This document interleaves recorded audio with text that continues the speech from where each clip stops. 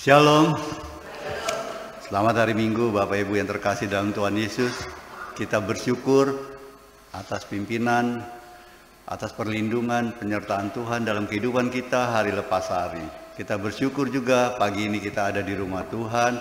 Kita rindu mau beribadah pada Tuhan dengan sungguh-sungguh. Mari kita siapkan hati kita, pikiran kita, fokus untuk beribadah kepada Tuhan. Kita masuki saat teduh.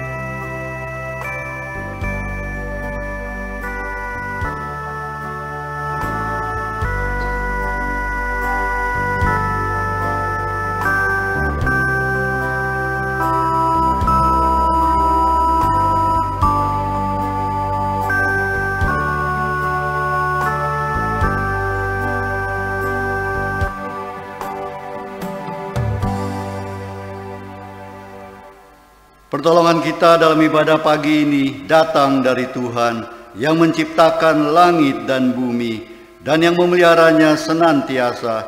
Turunlah atas kita semua kasih karunia dan damai sejahtera dari Bapa, Anak, dan Roh Kudus. Amin. Saya mengundang Bapak Ibu bangkit berdiri. Dengan hormat mari kita memuji Tuhan, Allah Tritunggal yang Maha Kuasa, yang Maha Besar, Maha Terang, Maha Tinggi, dan Maha Sucilah. Kita menyanyikan pujian nyanyian kemenangan iman nomor 1, 2 bait, kemudian diselingi musik, selanjutnya bait yang ketiga dan bait yang keempat. Kita menyanyikan pujian NKI nomor 1, Suci, Suci, Suci.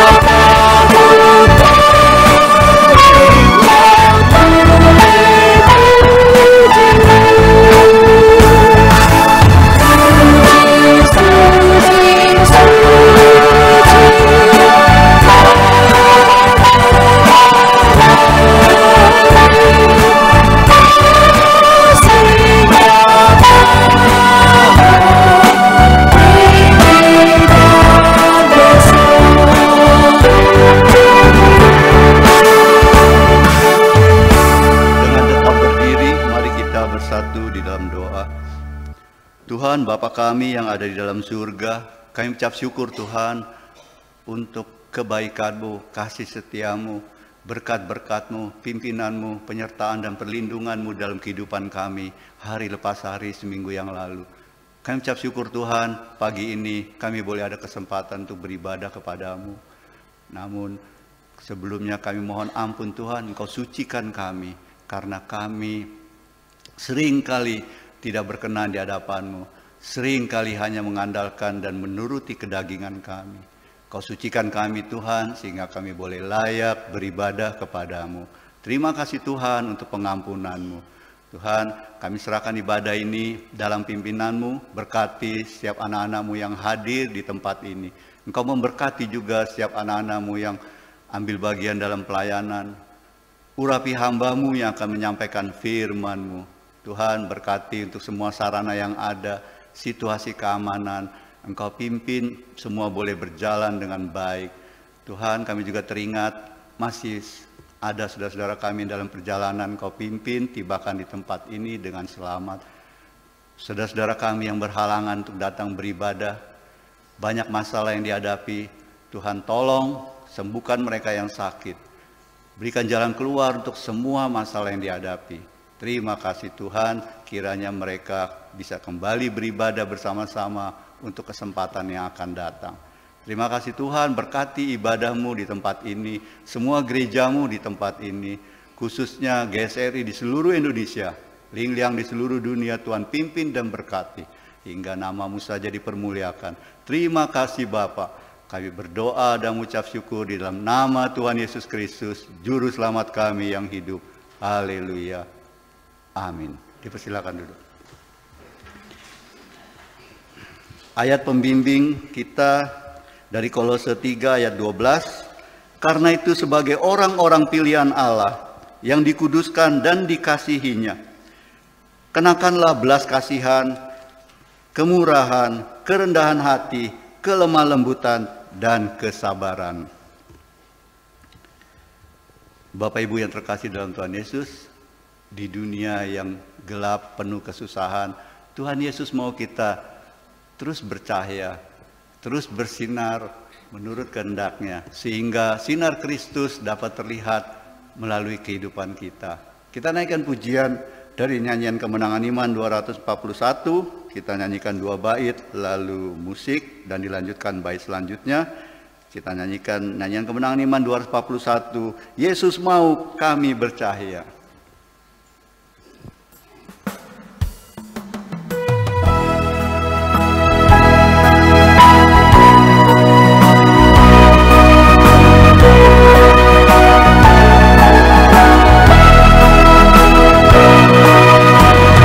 Yesus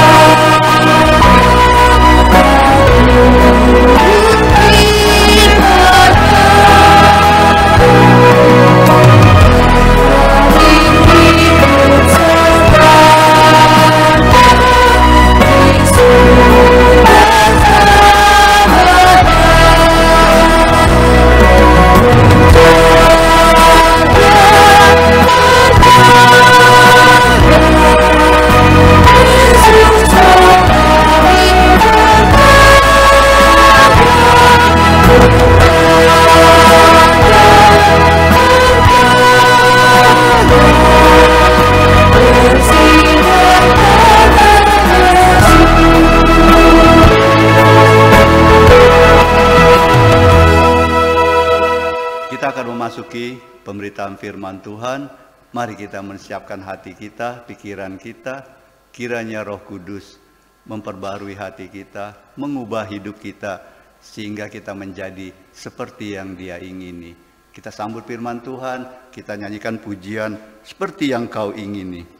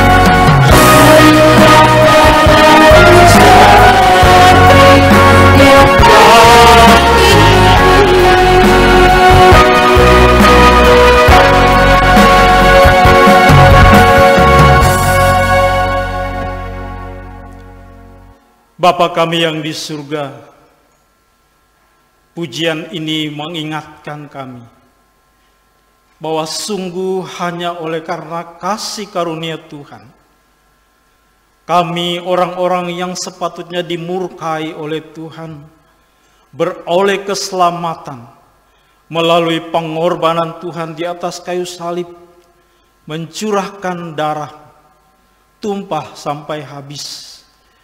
Itulah yang menyucikan kami, menguduskan kami, bahkan menyelamatkan kami.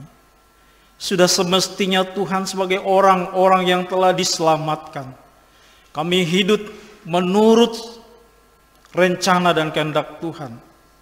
Tetapi justru Tuhan, kami menyadari sepanjang hidup kami, ada banyak hal yang kami pikirkan, yang kami katakan, bahkan yang kami perbuat, justru jauh dari kehendak Tuhan, tidak sesuai dengan perintah Tuhan. Oleh karena itu Tuhan, pada kesempatan pagi ini, sebelum kami membaca dan merenungkan firman Tuhan, kami mau Tuhan mengampuni kami dari dosa dan pelanggaran kami yang mendukakan hati Tuhan. Tuhan, sucikan dan kuduskan hati kami. Jadikanlah hati kami sebagai tanah yang subur untuk ditumbuhi oleh benih-benih firman Tuhan yang akan kami dengar. Sehingga benih firman Tuhan akan bertumbuh bahkan berbuah lebat. Berikan kami hati seorang murid dan telinga seorang hamba yang mau mendengar firman Tuhan dan melakukannya dalam hidup kami sehari lepas sehari. Karena hanya dengan melakukan firman, kami boleh layak disebut sebagai anak-anak Tuhan. Hamba-Mu yang menyampaikan firman Tuhan tidak lebih dari saudara-saudara hamba-Mu yang hadir.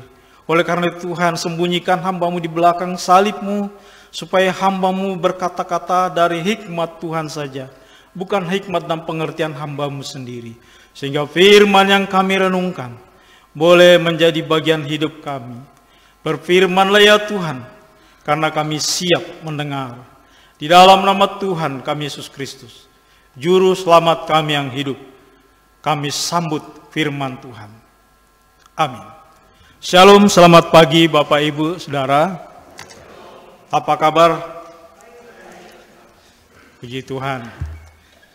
Kalau dalam Pemuda Injil liburan yang lalu, Pendeta Sabto memberikan satu yel, katanya, kalau selamat pagi, semangat. Selamat siang, jawabnya, kerjakan. Selamat sore, gajian. Nah biasanya sore itu paling kencang gitu. Gajian. Ya. Baik, itu hanya intermezzo saja. Bapak Ibu, saya percaya kita semua hadir dengan semangat pagi ini untuk menyembah Tuhan. Amin. Ya, Bapak Ibu, kita akan melanjutkan tema kita. 3 minggu berturut-turut ini kita merenungkan firman Tuhan dari Galatia pasal 5 tentang buah-buah roh atau buah roh, atau bisa kita kenal dengan 9 karakter orang percaya. Nah, saya akan kembali membacakan bagian firman Tuhan dari kitab Galatia atau surat kiriman Rasul Paulus kepada jemaat di Galatia, pasalnya yang kelima, ayat 22 sampai dengan ayatnya yang ke-23. Tetapi buah roh ialah kasih, sukacita, damai sejahtera, kesabaran, kemurahan, kebaikan, kesetiaan, kelemah lembutan, penguasaan diri. Tidak ada hukum yang menentang akan hal itu. Demikian firman Tuhan. Ya, Bapak Ibu, sekali lagi kita sudah merenungkan buah-buah roh ini selama 2 minggu berturut-turut. Minggu pertama dan minggu kedua kita merenungkan ada 9 karakter atau 9 buah roh di dalam Galatia pasal 5 ayat 22 sampai 23. Nah Bapak Ibu, minggu pertama kita merenungkan buah roh yang Buksu katakan trirangkai atau 3 rangkaian buah roh. Minggu pertama kita sudah merenungkan tentang kasih, sukacita, damai sejahtera. Ini adalah karakter yang berhubungan dengan Allah. Lalu pada minggu kedua melalui Ibu Linda kita sudah merenungkan rangkaian yang kedua dari 9 karakter ini. 3 karakter yang kedua itu berkaitan dengan sesama, yaitu kesabaran, kemurahan, dan kebaikan. Lalu dari trirangkai ini, hari ini kita akan belajar rangkaian yang ketiga. Rangkaian ketiga ini berhubungan atau berkaitan dengan diri sendiri. Jadi 9 karakter itu dibagi dalam 3 rangkai. Yang rangkai pertama adalah hubungan dengan Allah. Lalu rangkai kedua yaitu hubungan dengan sesama. Tapi pada rangkaian ketiga itu berkaitan dengan diri sendiri. Nah, pagi ini kita akan merenungkan rangkaian yang ketiga dari trirangkai itu, yaitu kesetiaan, kelemah lembutan, dan penguasaan diri. Bapak Ibu Saudara yang dikasihi Tuhan, kita akan mulai dengan poin yang pertama dari rangkai ketiga, yaitu kesetiaan. Kesetiaan dari bahasa asli Alkitab Perjanjian Baru itu dari kata pistis. Kalau dalam bahasa Latinnya fides, atau biasa fide, sola fide, hanya oleh karena iman. Nah, biasanya pistis dengan fide itu diterjemahkan dengan kata iman. Tetapi pada waktu Rasul Paulus menuliskan di sini kata pistis, bukan diuntukkan untuk berbicara tentang iman, tetapi diungkapkan untuk satu bentuk kesetiaan. Setia. Dalam kitab bahasa Inggris diterjemahkan faithfulness. Setia. Nah, pertanyaannya apakah yang dimaksud dengan kesetiaan? Bapak Ibu Saudara kasih Tuhan, kesetiaan berarti mendedikasikan diri kepada seseorang atau kepada sesuatu. Ya misalnya mendedikasikan diri kepada pasangan atau mendedikasikan kepada suatu hal atau kepada satu kepercayaan. Itu kesetiaan. Jadi dedikasi. Ya, kita mengerti dedikasi. Jadi mendedikasikan hidup. Ya. Nah, setia adalah satu sikap yang dapat dipercaya dalam perkataan maupun dalam perbuatan. Jadi sebenarnya setia itu adalah orang yang bisa dipercaya dari perkataannya dan juga perbuatannya. Artinya perkataan selaras dengan perbuatan. Nah, baik kepada Tuhan maupun kepada sesama kita.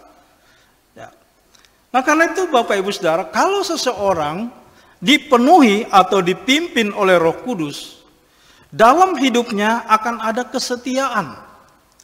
Ya, baik dalam perkara-perkara yang kecil maupun perkara yang besar. Ya. Artinya ia dapat dipercaya dalam perkataannya. Orang itu akan setia dalam pergaulan. Orang itu akan setia dalam keluarga. Dan juga dapat dipercaya pada saat menerima mandat. Nah, Bapak Ibu, ujian kesetiaan itu adalah waktu dan keadaan. Kita akan melihat seseorang itu adalah setia, itu akan ditentukan oleh perjalanan waktu. Sebab banyak orang itu seiring dengan berjalannya waktu, itu akan berubah setia. Tetapi seorang dikatakan setia jikalau sampai akhirnya dia tetap pada komitmennya. Ya. Nah, Bapak Ibu Saudara kasih Tuhan, unsur-unsur yang penting dalam kesetiaan itu adalah kejujuran dan integritas di dalam tindakan. Jadi jujur dan punya integritas ketika dia bertindak. Serta ada komitmen dan tanggung jawab. Nah, karakter setia ini berarti kita belajar konsisten. Setia itu berarti belajar konsisten. Ya. Mengapa? Konsisten berarti selalu sama setiap saat. Tidak berubah. Konsisten berarti tetap pada jalur. Ya. Nah, Bapak Ibu Saudara yang kasih Tuhan, karakter setia ini merupakan implikasi atau merupakan akibat dari kesadaran bahwa kita memiliki Allah yang maha tahu, maha melihat. Kita memiliki Allah yang maha tahu dan maha melihat. Mengapa? Sebab segala tindakan kita, bahkan pikiran kita, itu ada di dalam pengawasan Tuhan. Tidak ada satupun yang terlewatkan dari pengamatan Tuhan. Nah, karena itu dengan kesadaran yang demikian membuat kita harus setia. Itulah sebabnya dapat disimpulkan bahwa setia itu berarti taat dan patuh pada komitmen dan janji yang telah disepakati bersama. Bapak Ibu tahukah kita atau sadarkah kita bahwa kita sudah membuat komitmen dengan Tuhan? Tuhan adalah Tuhan kita dan kita adalah umatnya, kita hambanya. Dia yang disembah dan kita menyembah, itu adalah komitmen. Nah, ketika kita menyimpang dari komitmen itu, maka kita adalah orang yang tidak setia. Jadi ada komitmen taat dan patuh pada janji yang telah disepakati bersama. Sebagai suami istri, kita suami dan istri ada komitmen, ada janji. Bahkan janji itu diucapkan di hadapan mimbar ini. Aku menerimamu, baik ini, baik itu, sehat maupun sakit, kaya atau miskin, sampai maut memisahkan kita. Tapi sekali lagi waktu menguji janji itu. Tidak sedikit orang yang tidak setia pada janji itu. Saudara, saya punya kesaksian teman saya pelayanan di Kalimantan bertemu dengan seorang wanita Dayak lalu menikah. Memiliki seorang anak. Tetapi karena teman sepelayanan ini kena bronkitis, ya, sakit lalu meninggal. Di pusara Bapak Ibu Saudara, istrinya bersumpah, aku akan setia pada suami saya. Itu kita dengar, semua yang hadir itu mendengar. Saya akan setia pada suami saya. Artinya dia memilih untuk tidak menikah lagi. Tetapi seiring berjalannya waktu, tidak berapa lama, saya mendengar dia kemudian menikah lagi. Ya nggak salah karena suaminya sudah meninggal. Hanya saja karena dia menyimpang dari komitmen yang dia ucapkan sendiri. Aku akan setia kepada suami saya ini. Tetapi kemudian waktu yang menguji kesetiaannya. Jadi Bapak Ibu Saudara yang kasih Tuhan, setia berarti kita patuh dan taat pada komitmen dan janji yang telah disepakati bersama. Baik itu hubungan kita dengan Tuhan maupun hubungan kita dengan sesama, dengan pasangan, atau dengan institusi, dengan tempat pekerjaan, ada janji, ada komitmen bahwa kita akan setia sebagai karyawan, dan yang lain adalah pimpinan. Nah, Bapak Ibu Saudara kasih Tuhan, setia berarti sanggup mengalahkan diri sendiri saat emosi, ya, bergejolak dan keinginan untuk berpaling ke lain sasaran. Dengan kata lain, tidak setia berarti menyimpang. Setia berarti tetap pada jalur. Tapi ketika menyimpang, itu berarti tidak setia. Nah, Bapak Ibu Saudara kasih Tuhan, kita semua mengenal burung merpati. Burung merpati itu biasanya dilambangkan sebagai ketulusan dan kesetiaan. Nah, hal ini bukan tanpa alasan Bapak Ibu. Kenapa burung merpati sering dilambangkan sebagai ketulusan dan kesetiaan? Sebab merpati memang burung yang sangat setia. Ya. Seumur hidupnya ia hanya memiliki satu pasangan. Ya, mungkin kita sudah tahu atau kita belum tahu semua bahwa ternyata burung merpati itu seumur hidupnya dia hanya mempunyai satu pasangan.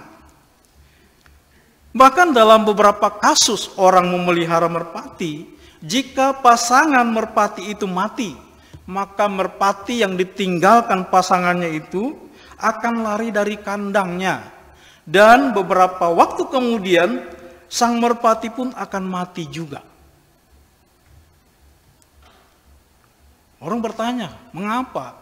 Rupanya banyak yang beranggapan bahwa merpati tersebut stres karena ditinggalkan oleh pasangannya. Akhirnya dia pun mati. Ya. Bapak Ibu Saudara, menjadi setia di zaman sekarang ini memang tidaklah mudah. Menjadi orang yang setia pada pasangan di akhir-akhir zaman ini tidaklah mudah. Karena banyak godaan yang selalu ingin menarik kita untuk mendua dan untuk berkhianat. Dunia menawarkan banyak hal yang lebih indah daripada yang kita miliki. Namun kesetiaan akan menunjukkan bagaimana bertahan pada situasi yang mungkin akan menyesatkan kita. Setia adalah belajar untuk mencintai kelebihan dan kekurangan. Ya. Belajar untuk membangun hubungan dengan ketulusan.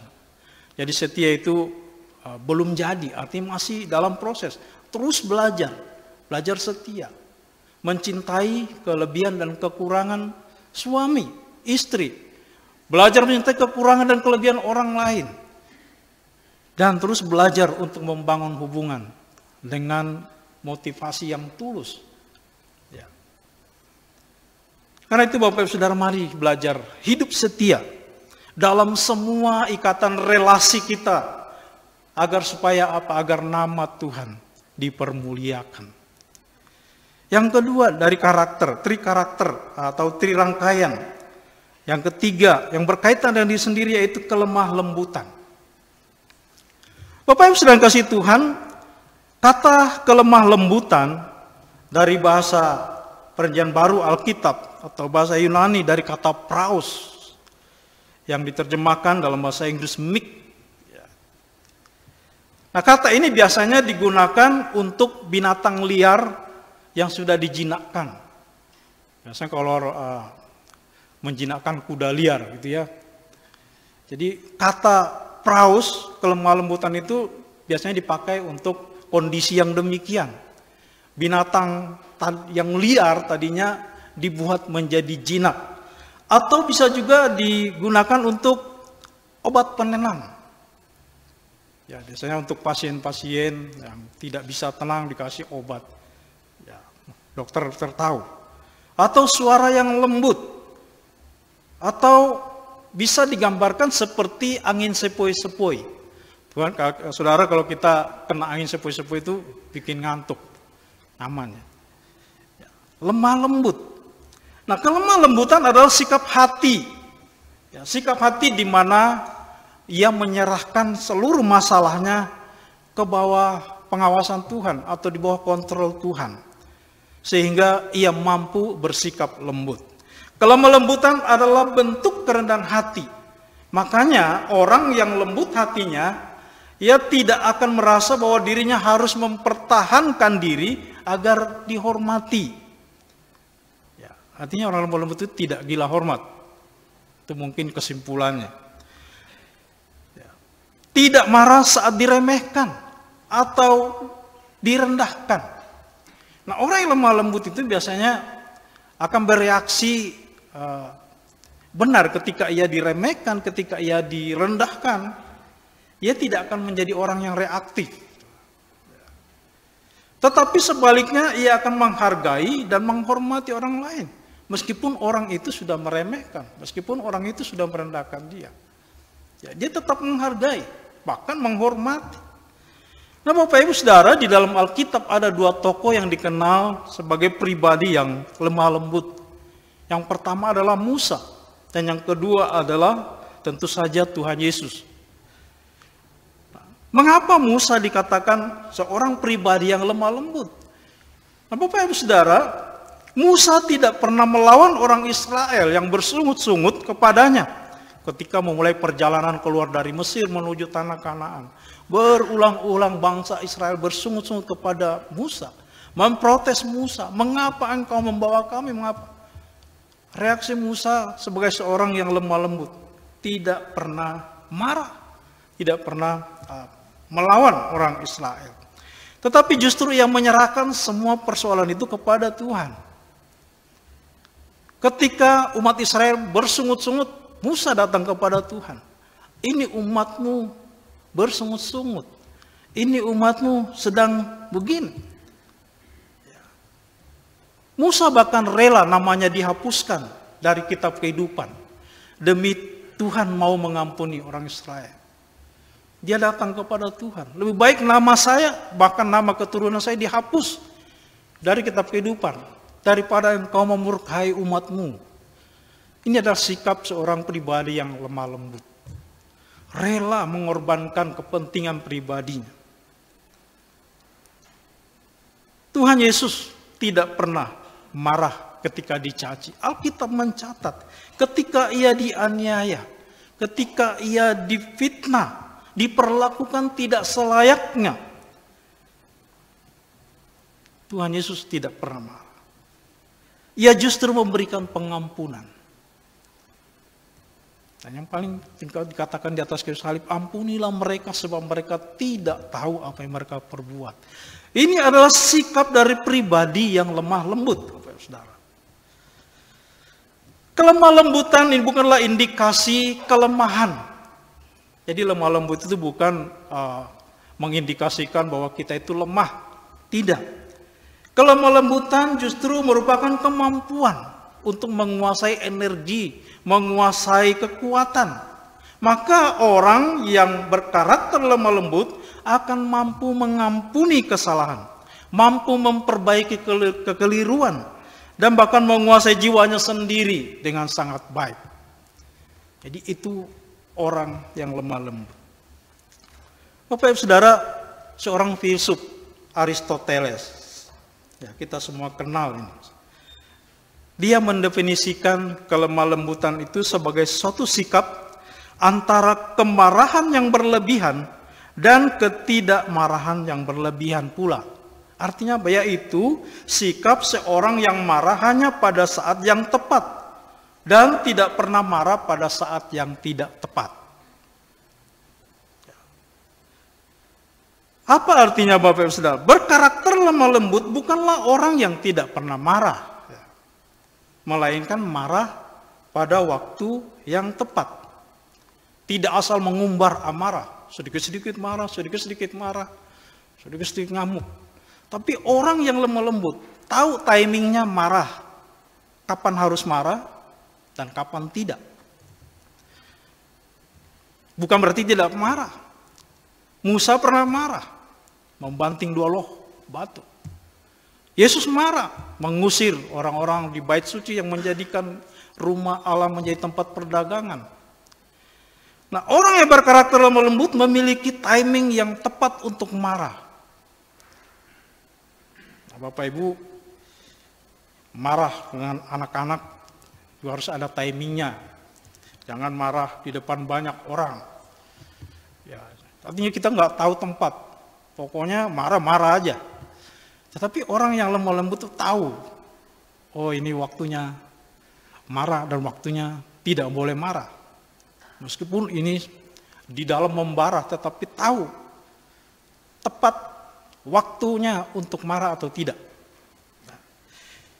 Jadi karakter lemah lembut itu bukanlah orang yang tidak pernah marah atau tidak tahu marah, tapi marah yang pada tempatnya, pada waktunya.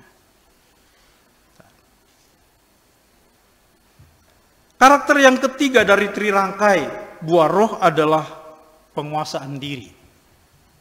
Bapak Ibu Saudara yang kasih Tuhan, penguasaan diri dari kata enkrateia yang diterjemahkan dalam kitab bahasa Inggris self control.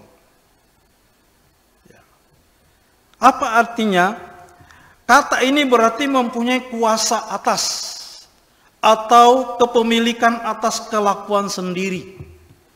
Jadi self control atau enkrateia itu artinya kita yang berkuasa atas diri sendiri. Kita yang memiliki diri sendiri. Nah, kata ini biasanya digunakan untuk menggambarkan seorang raja yang sedang mempunyai masalah pribadi. Namun, ia mampu mengendalikan dirinya sehingga ia tetap menjalankan roda pemerintahan. Artinya persoalan pribadinya itu tidak mempengaruhi kedudukannya sebagai raja, sebagai pemerintah. Persoalan pribadi tidak mempengaruhi tugas dan tanggung jawabnya. Nah, Bapak Ibu Saudara, banyak kali orang masalah pribadi kemudian dibawa ke tempat pekerjaan. Masalah pribadi dibawa ke tempat pelayanan. Nah, kata penguasaan diri ini berarti kita menguasai diri sendiri. Hanya kita tahu menempatkan ini masalah pribadi, tidak boleh masuk ke area yang lain. Nah, itu Bapak Ibu Saudara, orang yang mampu menguasai dirinya akan menjaga hidupnya dengan baik. Rasul Paulus mengibaratkan seperti seorang atlet dalam sebuah pertandingan olahraga. Rasul Paulus mengatakan bahwa atlet itu harus menguasai dirinya untuk bertanding sesuai dengan aturan. Supaya apa? Supaya perjuangannya tidak ditolak pada akhirnya. Karena orang yang bertanding tidak sesuai dengan peraturan pasti didiskualifikasi, pasti dikeluarkan. Ya. Ini lagi rame-rame Piala Asia U19 gitu ya. Indonesia tersingkir gara-gara Thailand dan Vietnam katanya main sepak bola gajah. Ya, dan PSSI mencoba untuk keluar dari AFF. Dalam pikiran saya kalau keluar dari AFF masuk ke organisasi mana, mau yang AFC atau mana, AFF aja kalah terus apalagi masuk di federasi yang lain gitu ya. Yang maksudnya legowo saja lah, terimalah. Ya siapa sih yang tidak mau lolos, kan begitu. Ya. Nah, jadi penguasaan diri artinya kita menguasai diri kita sendiri. Orang kita yang memiliki. Kita sendiri yang memiliki. Atlet bertanding harus sesuai dengan aturan. Sesuai dengan rule yang sudah ditetapkan. Nah, Bapak Ibu Saudara kasih Tuhan, buah roh yang dipakai di dalam Galatia 5 ayat 22 dan 23 ini, itu bentuknya tunggal. Jadi hanya satu buah. Satu buah, tetapi memiliki 9 cita rasa. Nah, 9 buah roh ini adalah satu kesatuan yang harus dimiliki oleh orang percaya. Artinya orang percaya tidak boleh hanya saya hanya bisa memiliki kasih, sukacita, dan damai sejahtera. Yang lain saya tidak mau. Atau ada yang mungkin pikir saya memiliki kesabaran, kemurahan, kebaikan saja. Karena setia, damai sejahtera, sukacita terlalu berat. Jadi saya mau sabar saja, baik atau murah hati saja. Atau ada yang bilang, saya maunya kesetia saja. Kesetiaan, kelemah lembutan, dan penguasaan diri. Tidak demikian Bapak Ibu Saudara. Yang Rasul Paulus maksudkan adalah ke-9 karakter dari buah roh ini harus menjadi milik orang Kristen. Menjadi milik orang percaya.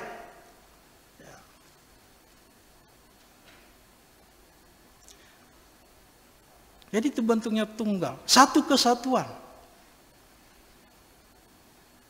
Jadi ketika Rasul Paulus mengatakan buah roh adalah kasih, sukacita, damai sejahtera, kesabaran, kemurahan, kebaikan, kesetiaan, kelemah lembutan, penguasaan diri, itu harus ada di dalam hidup orang percaya.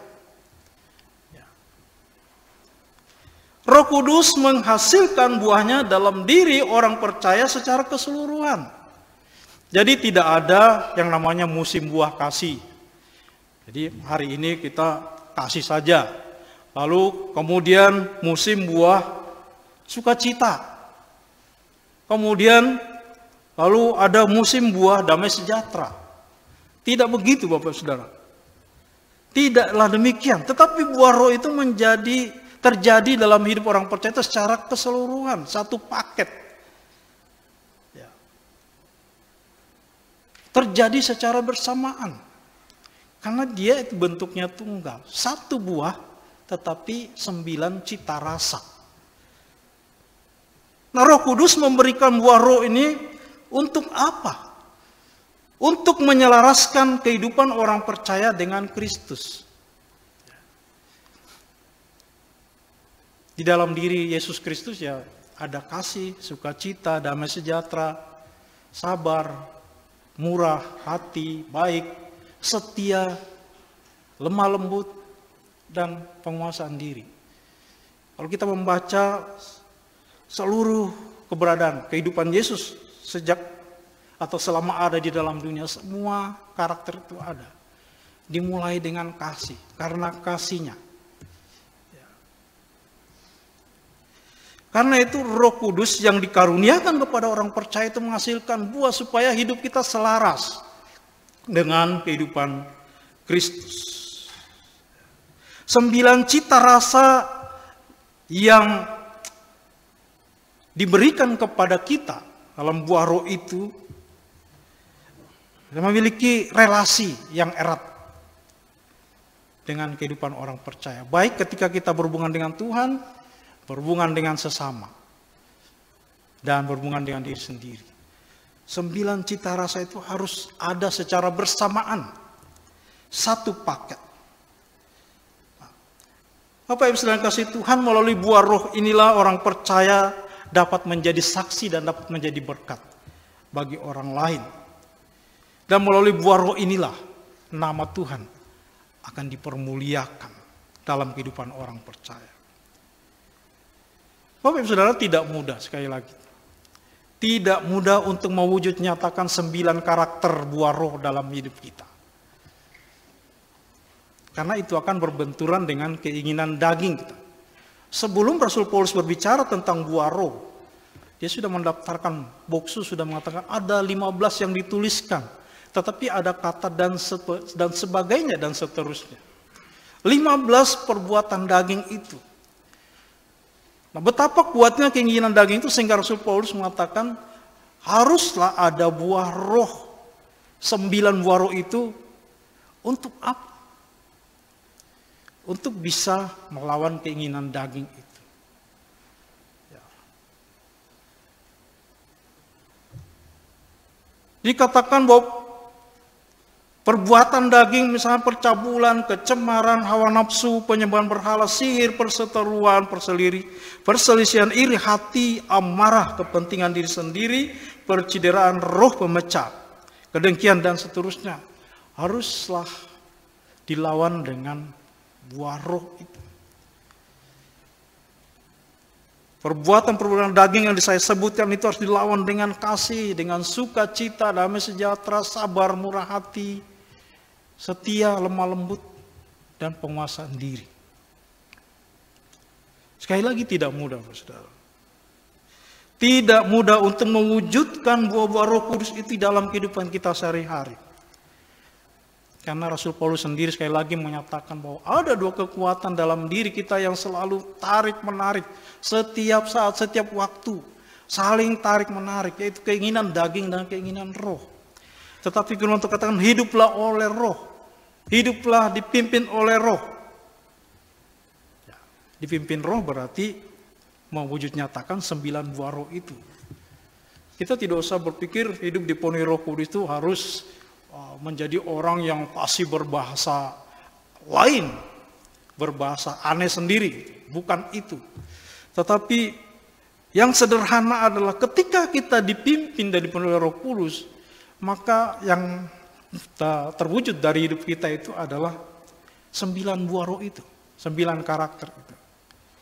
Dan itulah akan membuat hidup kita menjadi berkat bagi orang lain. Justru kalau kita menjadi orang yang aneh, mengucapkan kalimat-kalimat yang orang lain tidak mengerti, kita akan dipandang orang yang aneh justru. Justru mungkin kita tidak akan menjadi berkat. Justru mungkin kita akan menjadi bahan cemoohan orang lain. Padahal kita sendiri merasa, saya rohani, saya dipimpin Roh Kudus. saya dikuasai oleh Roh Kudus. Tetapi ketika 9 karakter ini terwujud dalam kata, dalam pikiran, dalam perbuatan kita, Alkitab katakan tidak ada hukum yang menentang hal itu. Ketika kasih muncul dalam hidup kita, ketika damai sejahtera kita miliki, ketika sukacita melingkupi kita, ketika kesabaran mewarnai hidup kita, kemurahan, kebaikan, ketika kita setia, ketika kita lemah lembut, ketika kita menguasai diri, itu justru akan membuat orang terkagum-kagum, akan menghormati dan memandang kita sebagai orang yang patut menjadi teladan, tapi sekaligus akan mempermuliakan nama Tuhan. Mari Bapak Ibu Saudara, saya mau kita belajar untuk hidup dipimpin dan dipenuhi Roh Kudus. Kita terus berjuang, mewujud nyatakan dalam diri kita pribadi lepas pribadi. 9 buah roh itu. 9 buah roh yang dihasilkan oleh Roh Kudus yang ada dalam diri kita. Sekali lagi, tidak ada musim untuk kasih dan kemudian musim untuk damai sejahtera. Satu musim, satu paket. 9 buah roh. Tuhan kiranya menolong dan memberkati kita. Amin. Mari kita berdoa. Bapa kami yang di surga, kami bersyukur pagi ini firman-Mu boleh kembali mengingatkan kami. Sebagai anak-anak Tuhan, kami sudah dikaruniai Roh Kudus. Dan Roh Kudus itu menghasilkan buah roh dalam hidup kami. Kasih, sukacita, damai sejahtera, kesabaran, kebaikan, kemurahan, kesetiaan, kelemah lembutan, dan penguasaan diri. Seharusnya Tuhan kami memiliki semua karakter yang baik itu. Tetapi sekali lagi Tuhan, banyak kali justru kedagingan kamilah yang muncul ke permukaan. Kedagingan kamilah yang sering nampak di dalam perkataan, dalam perbuatan, dalam pikiran kami. Karena itu Tuhan, kami bersyukur pagi ini firman-Mu kembali mengingatkan kami. Bahwa sebagai orang-orang percaya, karunia Roh Kudus sudah diberikan kepada kami. Dan Roh Kudus itu sudah mengerjakan, menghasilkan buah roh dalam diri kami. Seharusnya kami menjadi orang-orang yang penuh dengan kasih. Seharusnya kami menjadi orang-orang yang penuh dengan sukacita. Seharusnya kami menjadi orang memiliki damai sejahtera. Seharusnya kami menjadi orang-orang yang lebih sabar, lebih murah hati, orang yang baik. Bahkan kami harusnya menjadi orang-orang yang setia, baik kepada Tuhan maupun kepada pasangan kami, kepada institusi di mana kami bekerja. Seharusnya kami orang yang lemah lembut, tidak marah, tidak gampang mengumbar kemarahan, tetapi kami mengatur kemarahan pada waktu yang tepat. Seharusnya kami orang yang bisa mengendalikan diri. Tetapi sekali lagi Tuhan, banyak kali justru kedaginganlah yang memimpin kami, yang mempengaruhi hidup kami. Karena itu tolong kami, mampukan kami, supaya kami memberikan Roh Kudus seluas-luasnya untuk memimpin, mengatur kehidupan kami. Supaya kehidupan kami semakin sempurna, semakin menyerupai Kristus. Hingga akhirnya Tuhan memanggil kami kembali. Hamba-Mu sudah selesai berbicara. Biar Allah Roh Kudus terus berbicara kepada kami masing-masing dalam hati pikiran kami. Menerjemahkan firman-Mu lebih sederhana, supaya kami mampu melakukannya. Berikan kekuatan kepada kami untuk mewujud nyatakan buah-buah roh dalam kehidupan kami sehari lepas sehari. Terima kasih Tuhan. Hanya di dalam nama Tuhan kami Yesus Kristus, Tuhan dan Juru Selamat kami sudah berdoa dan bersyukur. Amin.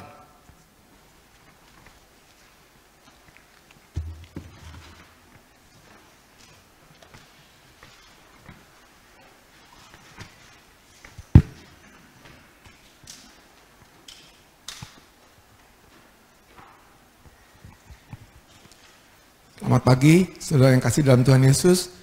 Saya akan bacakan warta jemaat, ya mungkin ini yang kedua kali ya. Setelah sekian lama warta jemaat tidak dibacakan. Mohon perhatiannya, warta jemaat tanggal 17 Juli 2022. Yang pertama jadwal ibadah persekutuan GSRI, Jemaat Bekasi. Ada persekutuan doa Rabu, yaitu jam 7 sampai selesai setiap hari Rabu, ini online atau Zoom. Kedua, PW Unike setiap Sabtu minggu kedua jam 10 pagi sampai selesai itu onsite atau di gereja. Jumat minggu keempat jam 7 malam itu online atau Zoom. Jadi ada 2 kali dalam sebulan, Sabtu minggu kedua dan Jumat minggu keempat. DOC Youth minggu kedua dan minggu keempat itu jam 10.30 setelah kebaktian sampai selesai itu di gereja atau onsite ya. Jadi minggu kedua dan minggu keempat setelah kebaktian jam 10.30 mulainya. Onsite atau di gereja. Persekutuan wilayah ini yang sudah ditentukan untuk Galatia seharusnya minggu tanggal 17 Juli ini ada Sion minggu tanggal 21 Agustus nanti diumumkan kembali biasanya, dan Roma minggu 18 September, Iconium minggu 16 Oktober, semuanya mulai jam 4 sore. Yang kedua, guru sekolah minggu mengimbau Bapak Ibu yang memiliki mainan yang sudah tidak terpakai, tapi jangan yang patah-patah gitu ya, masih bagus ya mainan. Mentang-mentang bekas nanti kasih yang rusak, jangan juga. Yang ada di rumah tuh masih layak digunakan, disumbangkan ke sekolah minggu untuk kelas yang kecil-kecil, kelas Gracia. Mainan tersebut dapat dibawa hari Minggu dan diserahkan kepada Ibu Santi. Ada yang kenal Ibu Santi? Kalau nggak ada yang kenal, nanti Ibu Santi akan memperkenalkan diri.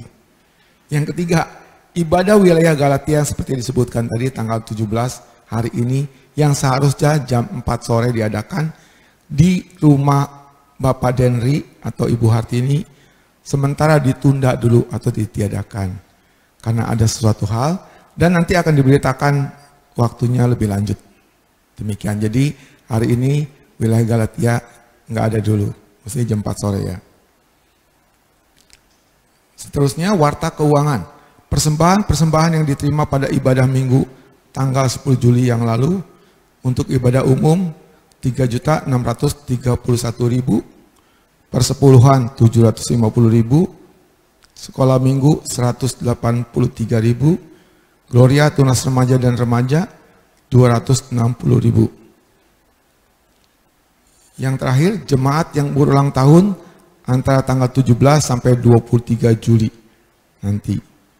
Cukup banyak ini, tanggal 14, maaf nih, sorry ya, tanggal 11 sampai 17 ya, ini salah tulis nih.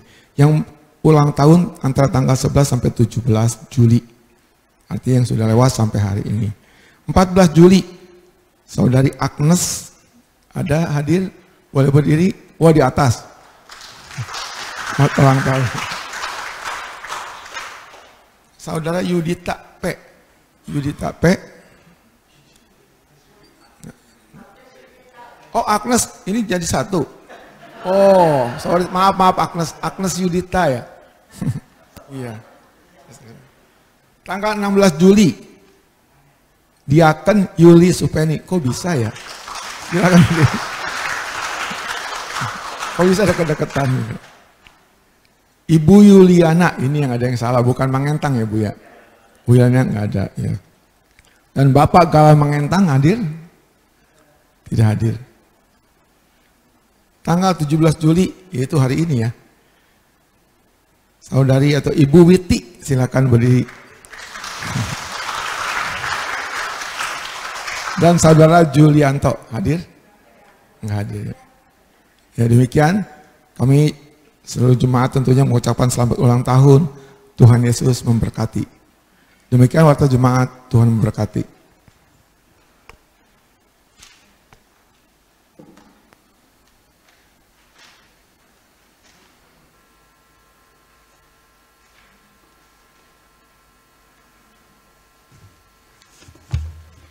Jemaat yang dikasihi oleh Tuhan, kita bersama-sama akan masuk di dalam doa syafaat dan kita akan bersama-sama mengakhiri dengan doa Bapa kami. Mari kita berdoa. Bapa kami yang ada di dalam surga, Bapa yang kami percaya, kami sembah, di dalam nama Yesus Kristus Tuhan dan Juru Selamat kami. Kami jemaat-Mu mengucap syukur kepadamu Tuhan. Karena Engkau memimpin kami, menjaga, memelihara kami, dan memberkati kami dalam menjalani hari-hari yang sudah berlalu.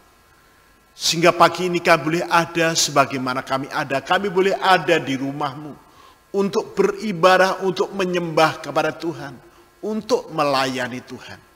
Terima kasih. Semua terjadi karena anugerah Tuhan semata-mata. Kami juga terus menyerahkan kehidupan kami, aktivitas kami, kegiatan kami sepanjang 1 minggu yang akan kami jalani. Tuhan, kami sadar di tengah-tengah dunia yang sulit, begitu banyak tantangan, ada pandemi yang belum berakhir.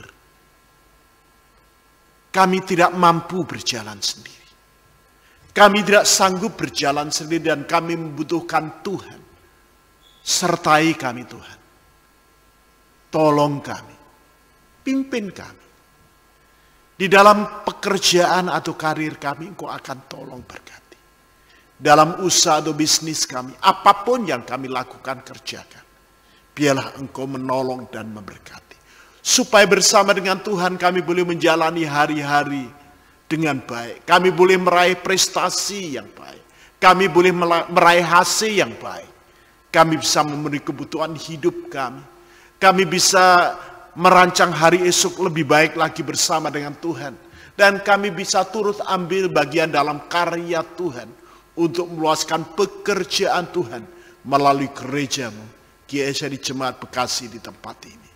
Terima kasih, berkati anak-anak kami dalam menempuh studi mereka, baik dari jenjang pra-TK, TK, SD, SMP, SMA, perguruan tinggi, baik S1, S2, bahkan ada yang menempuh S3.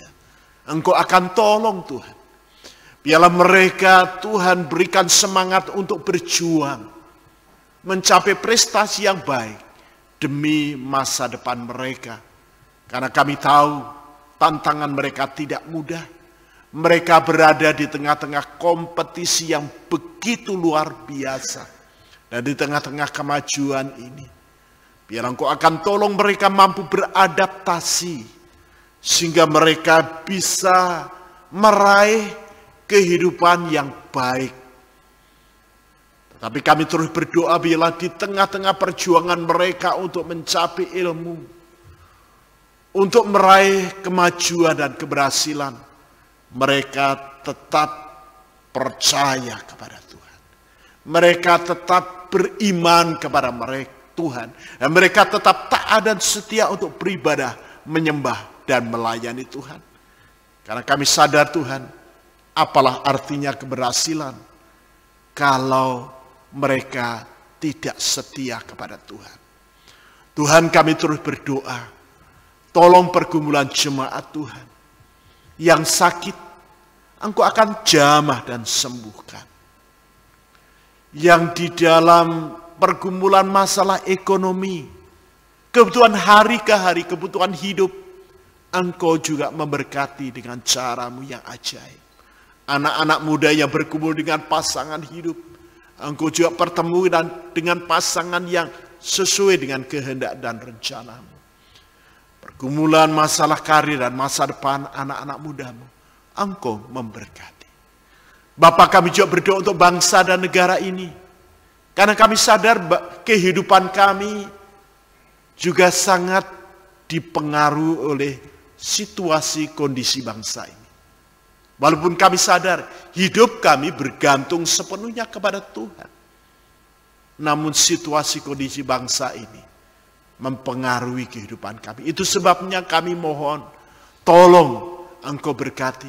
Di tengah-tengah perekonomian yang berat, harga-harga yang melambung, oleh karena adanya imbas dari peperangan Rusia dan Ukraina, imbas dari pandemi yang belum berakhir.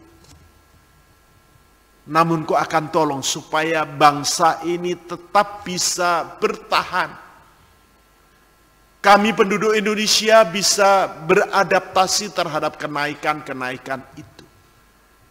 Dan kami berdoa untuk pemerintah kami supaya mereka bisa mengambil kebijakan yang terbaik. Sehingga kebijakan itu terus akan memperkuat kondisi perekonomian Indonesia. Supaya di tengah-tengah ancaman inflasi yang tinggi di Amerika dan beberapa negara yang lain di Eropa,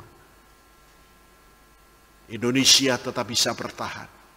Perekonomian tetap bisa tumbuh positif. Sehingga kami ada harapan untuk meraih hidup yang lebih baik untuk hari esok dan akan datang.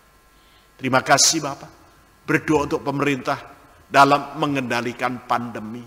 Karena sekarang ini pandemi masih terus ada penularan yang begitu semakin tinggi di dalam 1 pekan terakhir ini. Kau tolong vaksinasi tetap dikerjakan. Karena kami tahu melihat vaksinasi mulai kendor.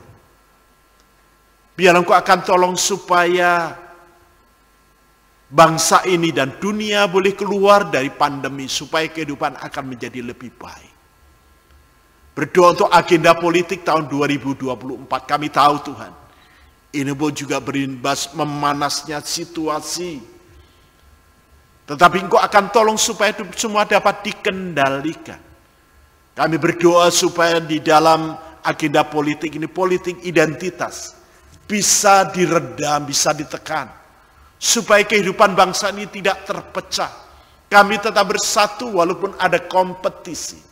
Kami tetap berada di kerangka negara kesatuan Republik Indonesia dengan dasar Pancasila, Undang-Undang Dasar 45 dan Bhinneka Tunggal Ika. Supaya kami boleh hidup berdampingan dengan damai di negara ini. Dan kami anak-anakmu terus ada keleluasan, kesempatan untuk berkarir, untuk bekerja, untuk berusaha menjalani semua aktivitas kami.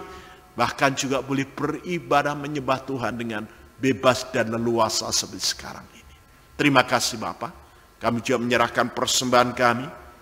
Baik yang kami persembahkan secara langsung atau kami persembahkan melalui transfer. Engkau akan terima semua persembahan kami. Pakai untuk memperluas kerajaan. Dan berkati tangan-tangan yang sudah mempersembahkan dengan berkat yang berlipat ganda. Sebentar lagi kami akan meninggalkan rumahmu. Kembali ke rumah kami masing-masing. Menjalani kehidupan kami sepanjang satu bumi. Mari Tuhan pimpin kami. Sertai kami. Jaga, pelihara, lindungi kami. Dengar doa kami Bapa. Karena kami telah menaikkan doa syafaat kami di dalam nama Yesus. Yang telah mengajarkan kepada kami untuk berdoa. Bapa kami yang di surga, dikuduskanlah namamu. Datanglah kerajaan, jadilah kehendak-Mu di bumi seperti di surga. Berikanlah kami pada hari ini makanan kami yang secukupnya. Dan ampunilah kami akan kesalahan kami. Supaya kami juga mengampuni orang yang bersalah kepada kami. Dan janganlah membawa kami ke dalam pencobaan. Tetapi lepaskanlah kami daripada yang jahat. Karena Engkaulah yang punya kerajaan dan kuasa dan kemuliaan sampai selama-lamanya. Amin. Mari saya undang jemaat bangkit berdiri. Kita akan menjalani kehidupan kita dengan terus belajar, berserah, dipimpin oleh Roh, sehingga akan menghasilkan buah. Kita nyanyikan kasih pasti lemah lembut.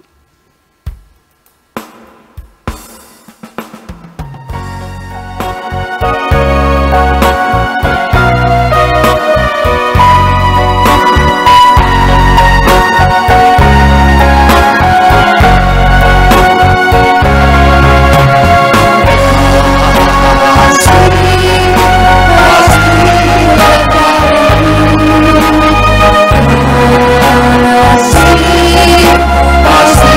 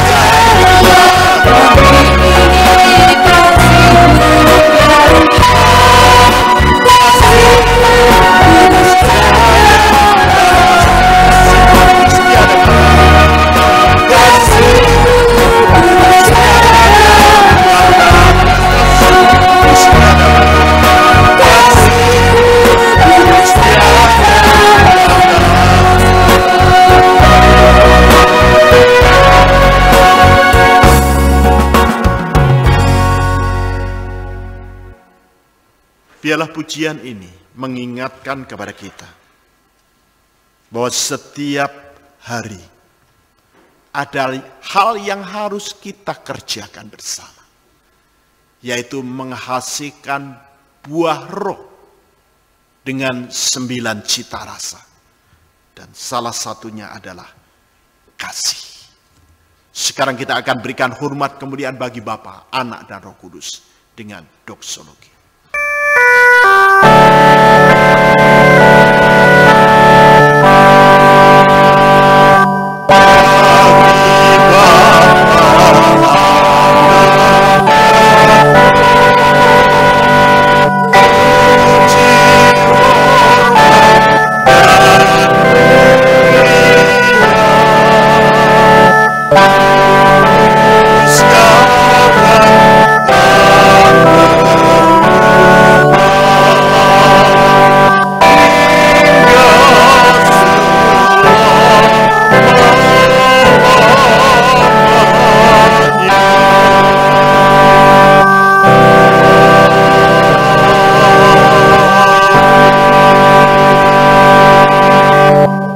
Jemaat yang dikasihi oleh Tuhan, mari kita tinggalkan ibadah ini.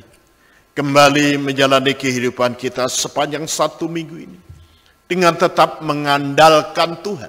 Supaya kita boleh menghasilkan buah roh. Dan sekarang angkatlah hatimu, terimalah berkat daripada Tuhan.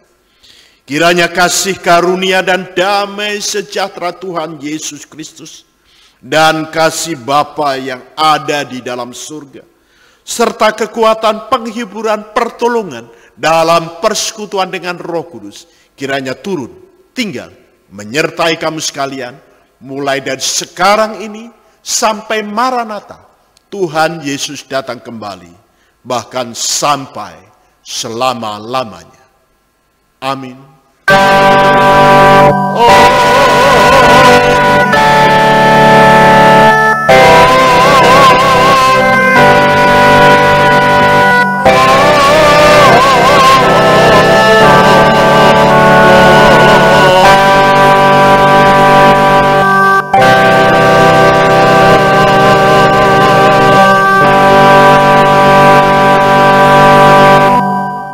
Silahkan duduk saat teduh. Tuhan memberkati, menjaga, melindungi saudara semua.